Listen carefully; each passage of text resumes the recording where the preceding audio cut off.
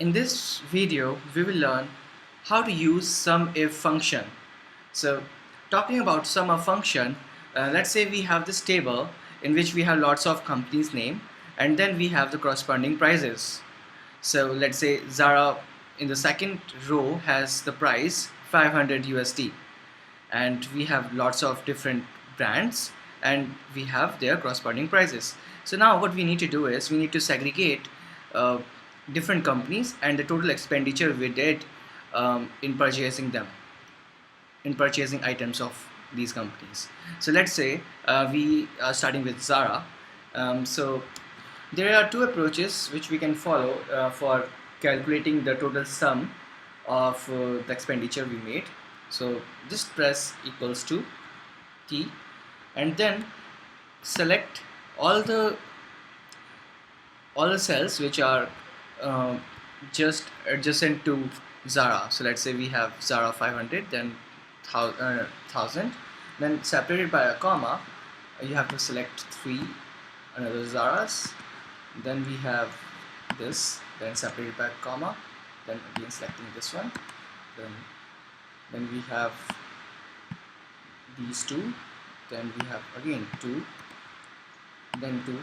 So we can see that up till 26th, this has been quite tiring. It takes lots of time to actually sum these manually. So now what we'll do is, up till 26th, we have seen that it takes quite a lot of time in calculating them manually. And if we have, let's say, thousands of records, then it will be humanly very time consuming and sort of impossible, because in case you by mistake selected any wrong cell, then it will lead to incorrect data. So to avoid these kind of situations, we have this SUMIF function. So basically what SUMIF does is it's conditional. So this type equals to then SUMIF, then bracket starts, and then define the range. So let's say we have this range starting from A2 to 47. So basically what you are trying to do is you are defining a range of the criteria. So we have defined the range. Now talking about the criteria, you have to enter the name of the company or any criteria which you want to follow. So suppose we want to check if the value of the cell is Zara, then it will sum the dress's price. So just type Zara in the inverted commas and then press comma again, and now define the columns range in which you will be summing up. So let's say we have this B2 and it will last till B47, and then press enter. So we will see that we have got this figure 14,648. So let's copy it for mango as well. So here what we need to do is we just need to define mango as the criteria, because rest of the things will be same. Okay, well, just make it till 40 B2, and this will be A2 till 48. So we have about 1040. Then we have Aldo, so just copy it and paste Aldo.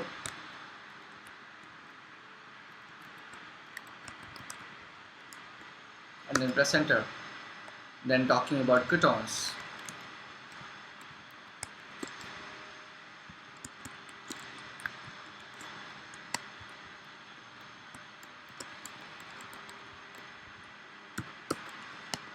Then we have Kuki or Kyuchi.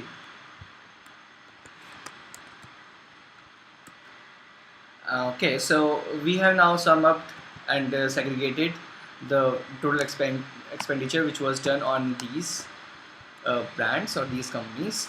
Now let's see if the checksum is equal. So what we'll do is we will just use sum function and we will calculate the sum of all of these cells, which turns out to be 33, 7, 18.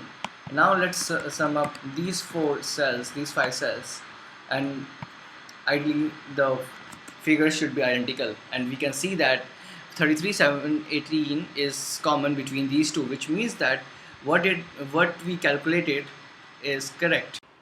So summing up, what we learned about SUMIF function is the fact that in case we have lots of rows, in this case we have about 47 rows, and we have data which can be filtered on the basis of some criteria, then what we need to do is we have this SUMIF function, so which will help us in summing up all these records or all these rows which matches up with the criteria. So talking about the first case in which we have Zara, we have the range A2 to A47 of the criteria. So computer will match up every cell with the criteria, which is Zara, and then accordingly it will add up or sum up the corresponding price, which is defined within the range P2 to B47. So let's try it. So in A2, computer matches up with the criteria Zara, and it matches. So it adds 500 to 500 with 0. Then we have the sum 500 in first case. Then computer again matches up A3 with Zara, and it matches. So it adds 500 with 1000, making it 1500. Then it fails in 8-4 because mango is not equal to Zara, so it doesn't add 512. Then it matches A5 with Zara, and it matches, so it adds 800. So 1500 plus 800, making it 2300. So on and so forth. It will do it till the time the range is completed. So this is how computer calculated the sum of all the Zara which were there in the range A2 to A47, and the corresponding ranges price were summed up, and these were defined in the range B2 to B47. Same goes for mango, same goes for Aldo. It's just that we changed the criteria which we were looking for within the range, but rest of the thing was same. And when we checked out the grand total, it turned out to be same. So this is how SUMIF function is used within Microsoft Excel or any spreadsheet program if that supports SUMIF function. Thank you for watching the tutorial.